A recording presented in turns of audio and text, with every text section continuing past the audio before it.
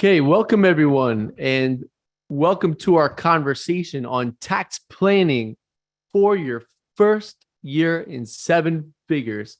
And this will apply for some of you folks in your second and third year in seven figures who are likely overpaying in taxes as well. And the reason why I wanted to present this is because we meet many seven-figure owners who are being misguided and misled and misinformed about how the tax code works and applies to their situation and what they should be doing to minimize taxes and protect themselves from the IRS. And just some of the things I want to talk about before we jump into this is some of the challenges with high income earners. If you are earning seven figures or even less than that, really anyone over a $500,000, but really this is especially true with anyone at seven figures and over. What we find is your strategies are likely outdated. So when you were first starting off, a lot of our seven-figure clients, they maybe started off, they were lean businesses operating out of their bedrooms and basements and taking out loans, and they weren't paying a lot of taxes, and you were just using all the deductions you can.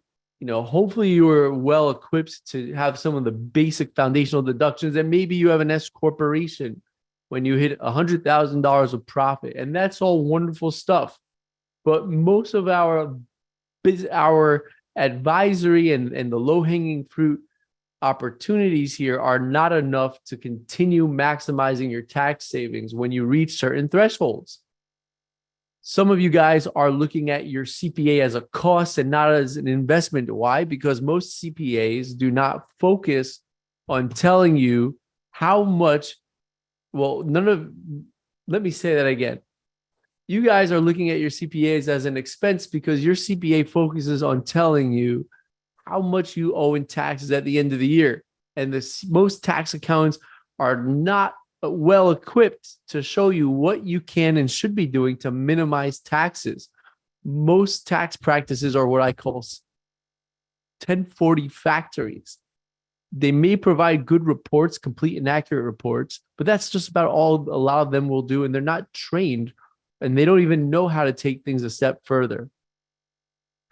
A lot of times you have an inadequate tax team, and that may not just be your CPA, but your attorney on how they're structuring deals and your financial advisor. And then there's a lack of collaboration. Most tax accountants are taking off their summers and falls and recovering from busy season and working 3-day work weeks, or maybe they're catching up on extended returns, but they aren't investing back into the relationships and saying, what can we do all year round? And how can we check back in on our clients to minimize taxes? And then there's also what we find is a lot of our higher income earner clients are outgrowing their CPAs. Maybe this tax accountant was a family friend, or maybe at one time they were the perfect accountant for you, and maybe they are really good accountants, but they are not prepared, nor is their business designed to show you how you can minimize your taxes at the current income level you're at. And that's very hard. Some of you may have really strong and wonderful relationships with your tax accountants, and they may do a good job. But when it comes to saving money in taxes, they don't know where to get started because no one else that they serve is in your income bracket, and they're not going to have the ability and capacity to explore what can we do to minimize your taxes and drive down these tax liabilities legally. So here are some of the challenges that we find with high income earners. And now let's talk about some of the solutions that we're going to be diving into in this conversation.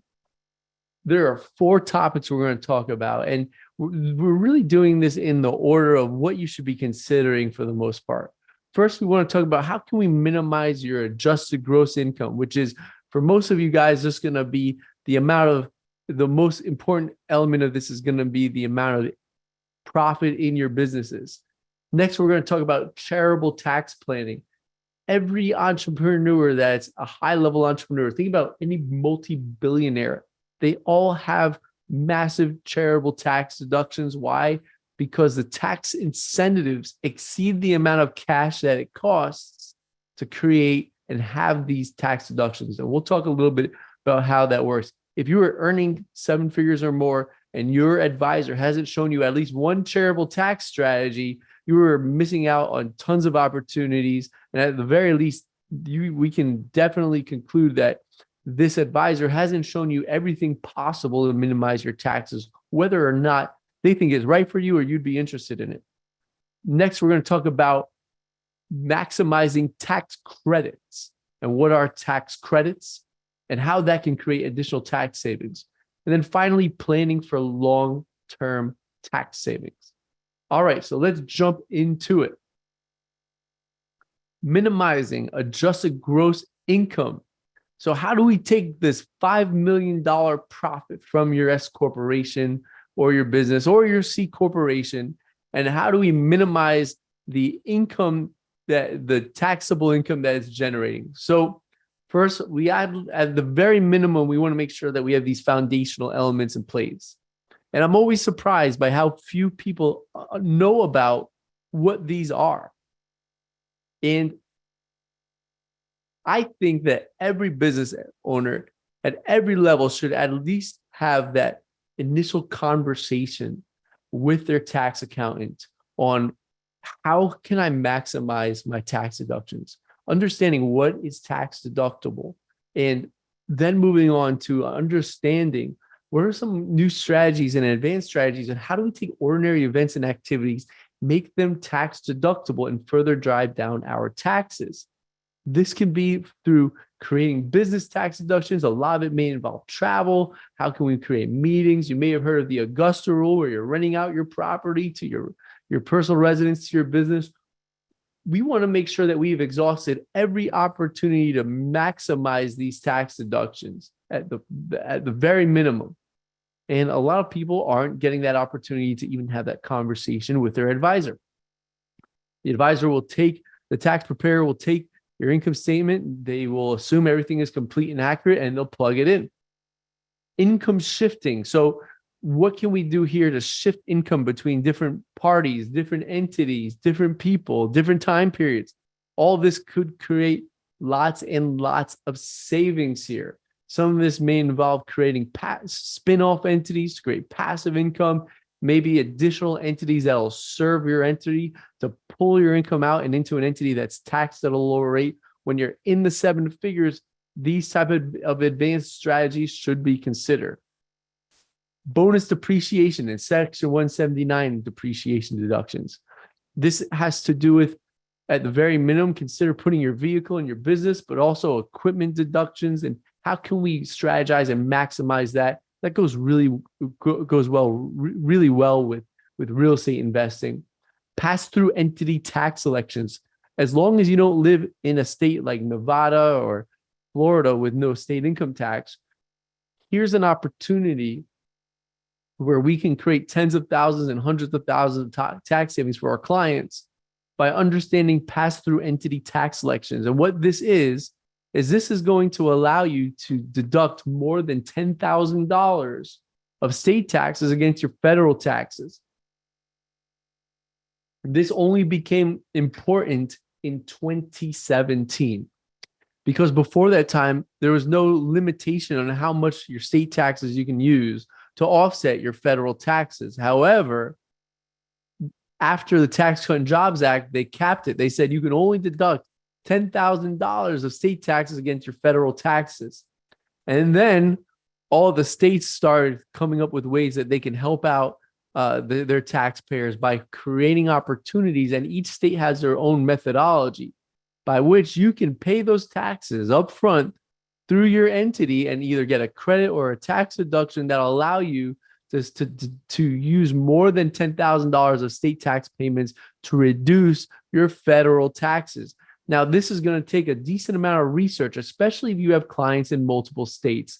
And what we find is that the clients who are served by tax accountants who are only focused on getting the returns out the door and don't have the time to go above and beyond for that client, they're going to miss this opportunity. They're going to wind up overpaying by tens and hundreds of thousands of dollars in taxes simply because their tax firm is used to serving lower income clients, and there's not enough return on investment. There's not enough meat on the bone to develop a system to maximize pass-through entity tax elections.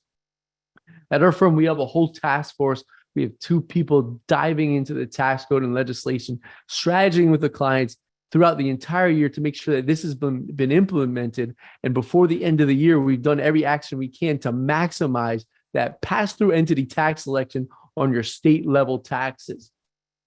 I put maybe retirement accounts because, yes, you should at least consider retirement accounts and not just 401ks and IRAs. Also consider pension plans and also look into annuities as well and how that can maximize your tax savings and the creation of long-term wealth. And finally, actually not finally, but oil and gas is another wonderful vehicle where we can reduce our taxes, create massive cash flow. You don't have to wait until you're 60 years old to pull the funds out of your retirement accounts, and they're profitable. They're passive income alternatives to real estate. They combine really well with real estate because now if you don't have rep status, you can use your passive real estate losses to offset your profits from the oil and gas. It's just a really nice vehicle to generate profit and reduce your taxes. That if you make over 7 figures, you should at least understand and consider the economic benefits and the tax benefits of investing in oil and gas. We have a webinar out on that right now. We got another one coming underway. Really fantastic vehicles. We have some clients flying to Houston, Texas to check out the oil rigs that they're investing in. Lots of exciting stuff, amazing opportunities to build tax advantage wealth and cash flow. And then finally, real estate investment and ownership. If you have real estate professional tax status, we have tons of content you can see on our podcast and YouTube page on how you can use cash flow positive real estate to reduce your taxes. Even if you don't have rep status, short-term rentals are a magnificent vehicle where you can create tons of tax savings, especially when you're using leverage. We've seen instances where clients are putting 10% down and writing off as much as 40% in their first year on that purchase. So the tax savings exceeds their contribution and the cash output to purchase this property. And then we have cash flow and passive income. Now we're seeing the impact by which we have this compounding effect by which we are building wealth, minimizing taxes, taking the tax savings and put it back into more structures that reduce our taxes and create cash flow. And then real estate ownership. If you own a real estate, if you own a building that serves your business, if you own commercial real estate or your office space, these are wonderful tax savings opportunities. We got to look at the cost segregation studies for these to maximize our depreciation and really set you up for success to create that tax savings. And also you own an asset now that is going to increase in value. It will appreciate while you get that depreciation vehicle. And then you can eventually sell it at a profit at the capital long-term preferable capital gains bracket. Maybe down the road, we'll talk about 1031s or maybe even a DS, Delaware Statutory Trust, to defer the taxes on those transactions indefinitely. But all these are opportunities that you should be aware of as a 7-figure business owner or a high-paid W-2 that could create significant tax savings for you. And we have considered and utilized all of these methods to help our clients out. And at the very least, you should be aware of them and see what fits your interest and see how it impacts you on your taxes. What's the cash flow looking like? How do these strategies align with your goals? So let's say we start off with $2 million. We've used some of these strategies and we've now brought our adjusted gross income down to $1 million.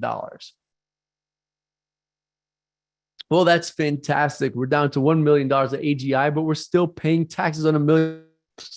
We're still paying taxes on. Oh, wait a second. I got to fix my audio. USB. Oh, we're good. Sorry about that, guys. So we're still paying taxes on $1 million and we're still paying 6 figures in taxes and more than the majority of Americans. So what are some other things we got to look at now? Now that we've optimized our entity structure, we've explored all these investment opportunities and maximized our tax deductions and income shifting strategies with other entities. What else can we do here?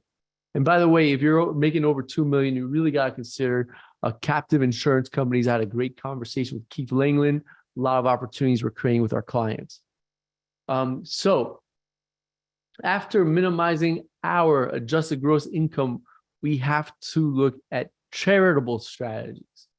There's a reason why Bill Gates, Warren Buffett, Elon Musk all have foundations and multi-billion-dollar charitable tax deductions. Is it because they're great people and so charitable? Maybe that might be part of it. Yeah, sure.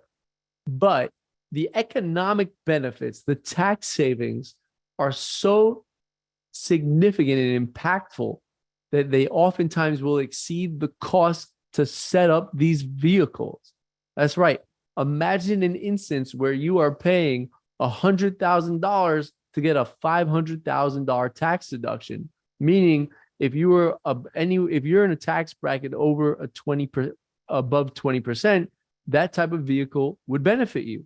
So what you should be aware of are tax incentives to create asset deductions where the fair market value of those assets that you are now donating exceed your costs. And we have seen instances where you will get anywhere from 4 to 6 times the cost of that item as a tax deduction. Charitable giving. If you can create a financial vehicle where money is either paid immediately or set aside for a charitable organization, you could potentially get a charitable deduction that will offset as much as 60% of your adjusted gross income.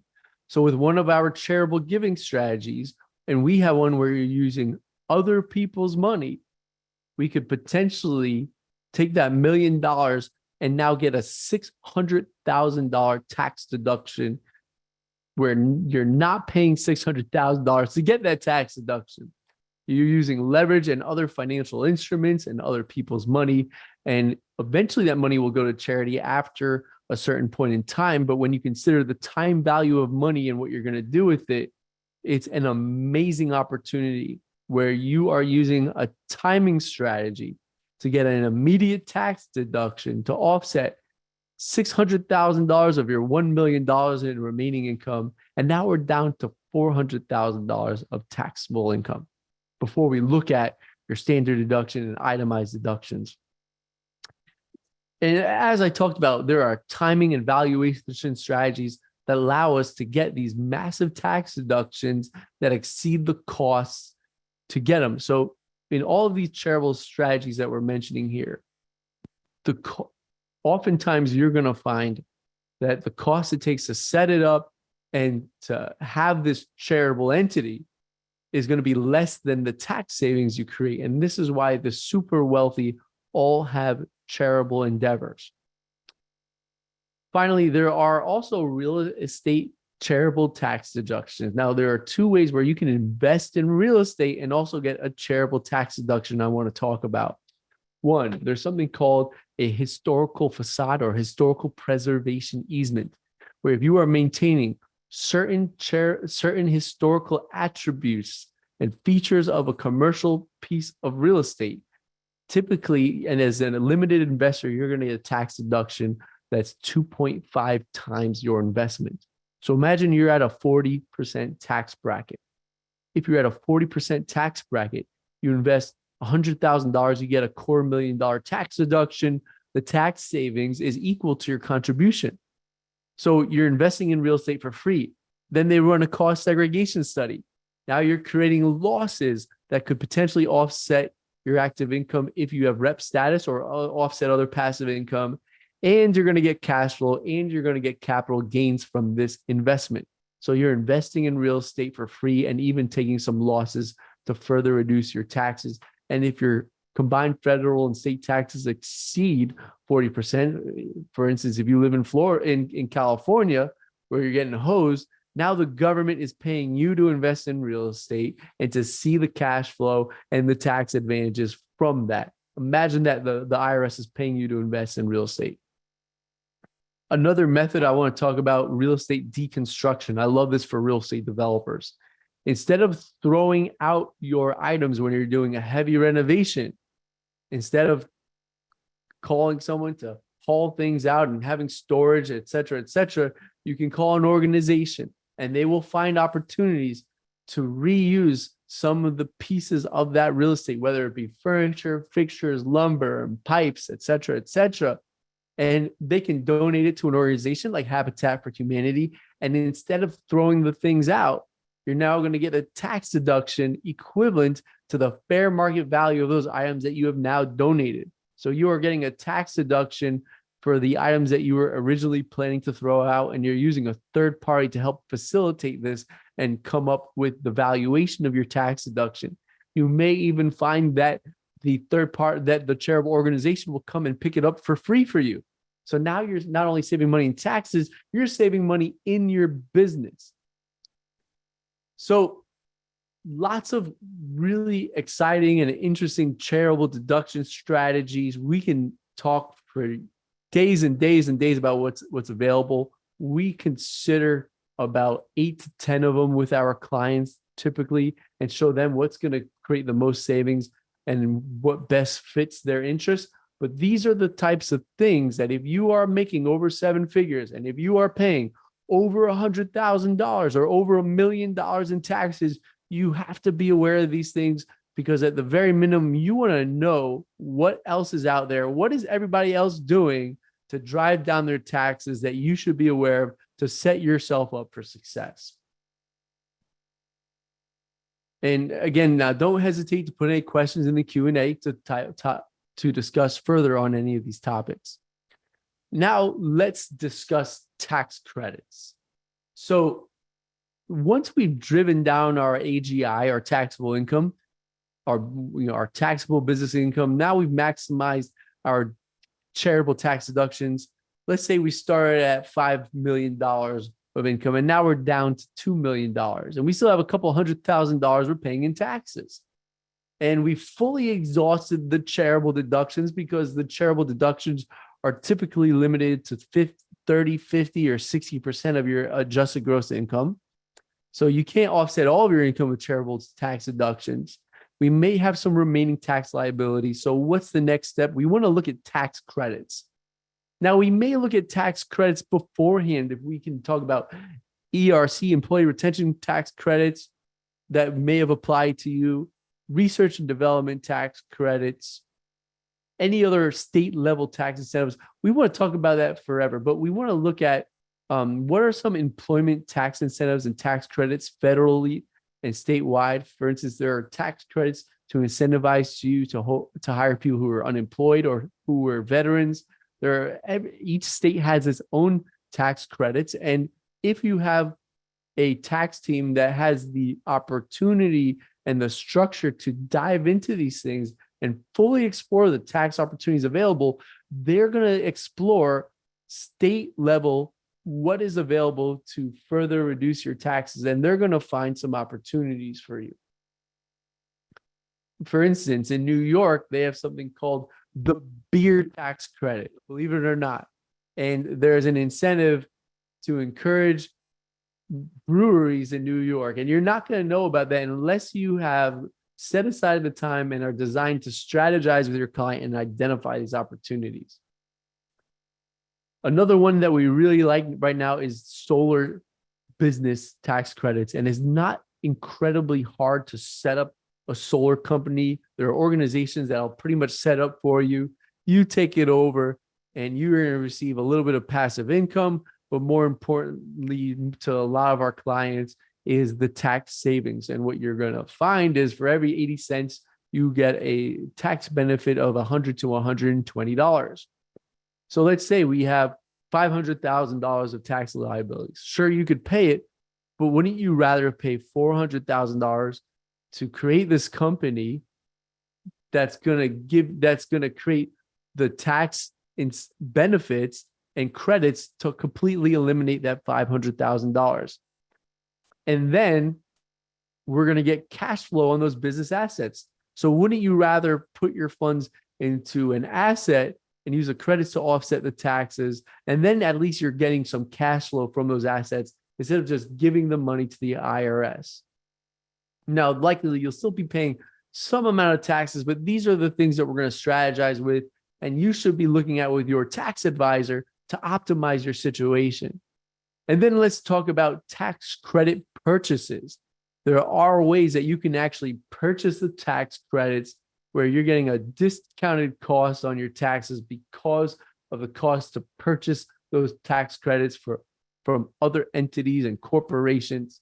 That's going to involve some collaboration. Your CPA is going to need to have those connections and resources to facilitate the purchase of those tax credits. Now, let's talk about creating some long-term tax savings. There's no slide for this, but not only do we want to create tax savings, but we want to set you up for success. And you want to be talking about how can we prevent future taxes. It's fantastic if we can drive you into a $0 tax bracket, but that's not where we stop. And maybe we can't drive you into a $0 tax bracket. Maybe we drive you into a 15, 10, 20% tax bracket, or significantly lower than what you were in the past. Hopefully we can drive you into a 10% or lower tax bracket. But we also want to think about what's going to happen in the future and what are potential tax implications. What can we do now to prevent future taxes? Are you considering what you're doing with your cash, what kind of wealth you're building with your cash, and what kind of tax savings opportunities you're going to have with those vehicles? Are you going to consider having real estate that is offset, where the cash flow is offset by depreciation? If you're going to invest in securities, are you going to do it within a Roth, an IRA, a 401k? Are you putting funds into annuities where you can grow money in a similar fashion as a Roth, where you're not going to be paying taxes on it and you can borrow from it? What type of events are going to happen in the upcoming years that we can plan for now to mitigate against future business dispositions, capital gains events, stock sales?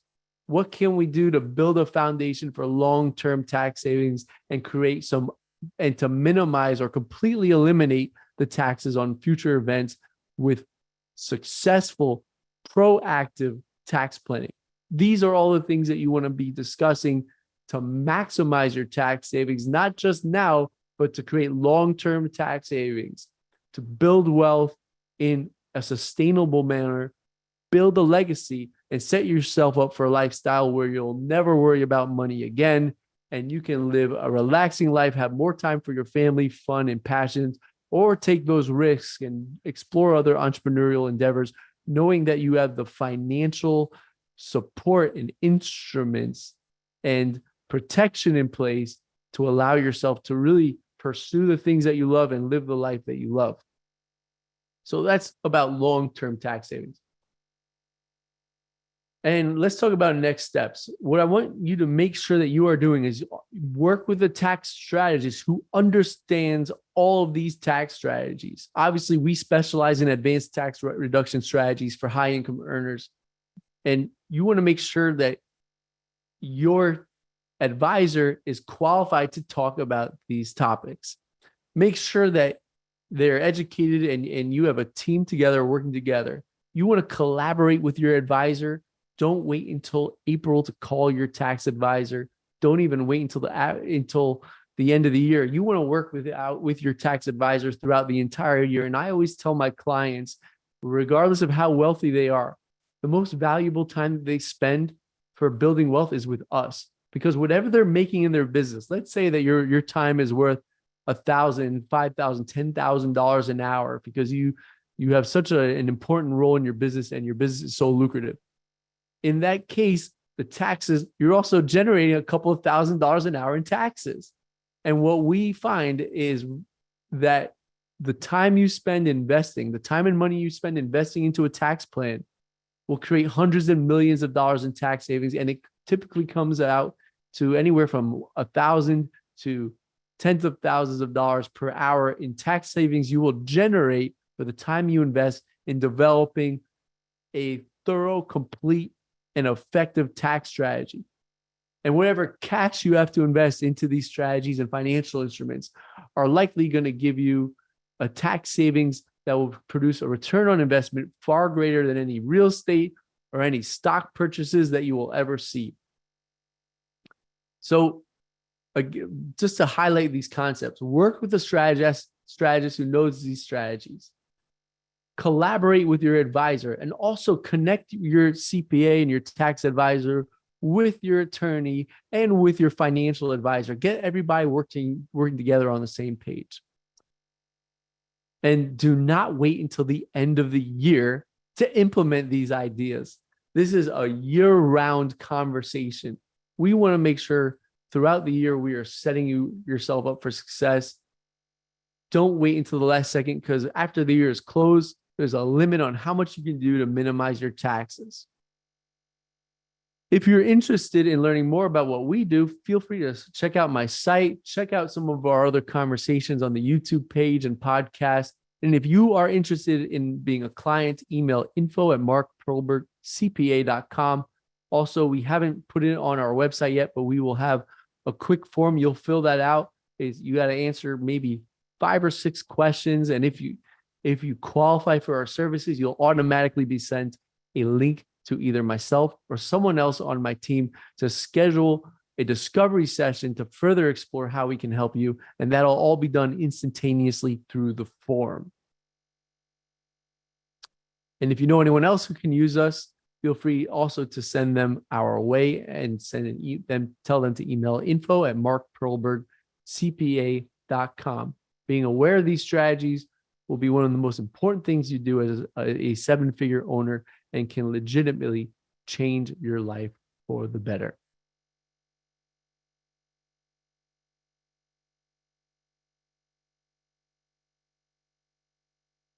Okay, let's see.